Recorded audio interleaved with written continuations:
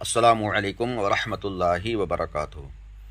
قربانی کے تعلق سے کچھ ضروری مسائل، قسط نمبر 2۔ دیکھیے پیارے اچھے اسلامی بھائیوں، ہر عاقل و بالغ مقیم مسلمان مرد اور عورت پر جو کہ مالک نصاب ہو، ان پر قربانی واجب ہے۔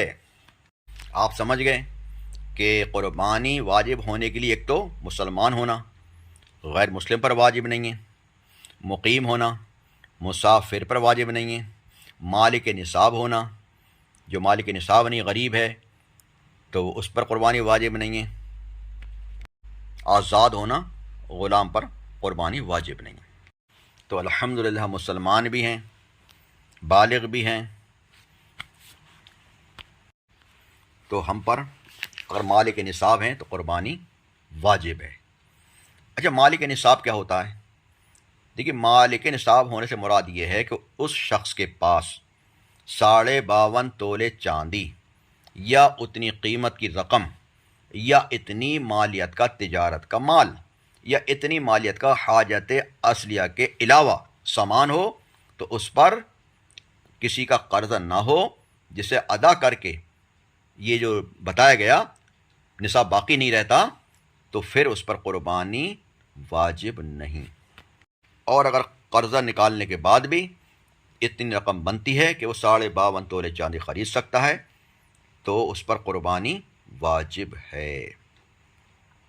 اچھا، حاجت اصلیہ کو چھوڑ کر لکھا نا، تو حاجت اصلیہ کیا ہے؟ یعنی ضروریات زندگی سے مراد وہ چیزیں ہیں جن کی عام طور پر انسان کو ضرورت ہوتی ہے اور ان کے بغیر گزارا مشکل ہے، دشوار ہے۔ جیسے رہنے کا گھر ہے، اس کی قیمت نہیں لگائی جائے گی، پہننے کے کپڑے ہیں، سواری ہے، علم دین سے متعلق کتابیں ہیں، اور پیشے سے متعلق اوزار ہیں، کوئی مشین وغیرہ ہیں، تو اس کی قیمت نہیں لگائی جائے گی، ٹھیک ہے۔ اگر حاجت اصلیہ کی تعریف پیش نظر رکھی جائے نا، تو بخوبی معلوم ہوگا کہ ہمارے گھروں میں بے شمار چیزیں ایسی ہیں کہ جو حاجت اصلیہ میں داخل نہیں ہیں۔ اگر ان کی قیمت 52.5 تولے چاندی کے برابر پہنچ گئی تو قربانی واجب ہوگی۔ مثال کے طور پر یہ ہے کہ اگر کسی شخص کے پاس رہائشی مکان کے علاوہ مکان ہو جو کہ کرائے پر ہو، یا استعمالی گاڑیوں کے علاوہ گاڑیاں ہوں جو کہ کرائے پر ہوں، اور ان کے کرائے پر ہی اس شخص کی گزر بسر ہو، یعنی وہ کرایہ آتا ہے، اسی سے خرچہ وغیرہ چلتا ہے، ان چیزوں کے آمدنی ہی اس کے بال بچوں کے خرچے کا ذریعہ ہے۔ اسی طرح کھیتی باڑی ہے، یا بھینس ہے، دیگر جانور ہوں، دودھ وغیرہ دیتے ہیں، ان سے بیچ کر گزارا کر رہا ہے، اور ان سے حاصل ہونے والی آمدنی ہی سے اس کے بال بچوں کا خرچ پورا ہوتا ہے، تو ان چیزوں کی مالیت قیمت چاہے نصاب سے زائد ہوں، اس کی وجہ سے اس شخص پر قربانی واجب نہیں ہوگی۔ ہاں، اگر اس زمین کے یا مکان یا گاڑی یا دکان یا جانور وغیرہ سے آمدنی نہ ہو، یا آمدنی تو ہو لیکن گزر بسر اور روٹی کپڑے خرچے وغیرہ کا سامان یا اور بھی آمدنی کا ذریعہ ہو، تو ایسی صورت میں ان چیزوں کی مالیت نصاب کی مقدار ہونے پر قربانی اور صدقہ فطر واجب ہوگا۔ یعنی کرایہ پہ مکان چل رہا ہے اور بھی اس کا خرچ آمدنی ہے اس کی خرچے کے لیے، ہے نا، یا گاڑی چل رہی کرایہ پہ، اس کے علاوہ اور بھی اس کی آمدنی ہے، تو اس کی گاڑی کی بھی قیمت لگائی جائے گی، اس مکان کی قیمت بھی لگائی جائے گی، اس دکان کی بھی قیمت لگائی جائے گی، اور سب کو ملا کے وہ اتنی رقم بنتی ہے کہ 52.5 تولے چاندی خرید سکتے ہیں، تو پھر قربانی واجب ہوگی۔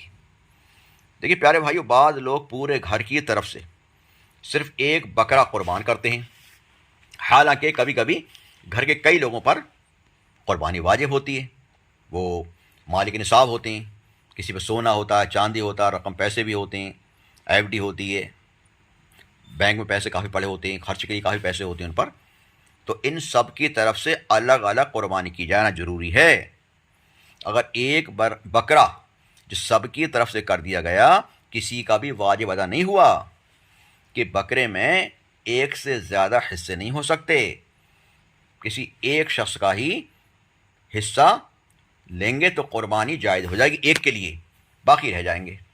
اور بڑا جانور ہے تو اس میں 7 پتی ہو جاتی ہیں 7 لوگوں کی، تو پورے گھر کی طرف سے کر سکتے ہیں 7 پتی لے کے، بڑے جانور کو لے کے۔ چھوٹا لیں گے تو ایک کی ہوگی۔ نابالغ کی طرف سے اگرچہ واجب تو نہیں ہے مگر کر دینا بہتر ہے، اور اجازت بھی ضروری نہیں۔ بالغ اولاد یا بیوی کی طرف سے قربانی کرنا چاہیں تو ان سے اجازت لے لیں، اگر ان سے اجازت لیے بغیر کر دی تو ان کی طرف سے واجب ادا نہیں ہوگی۔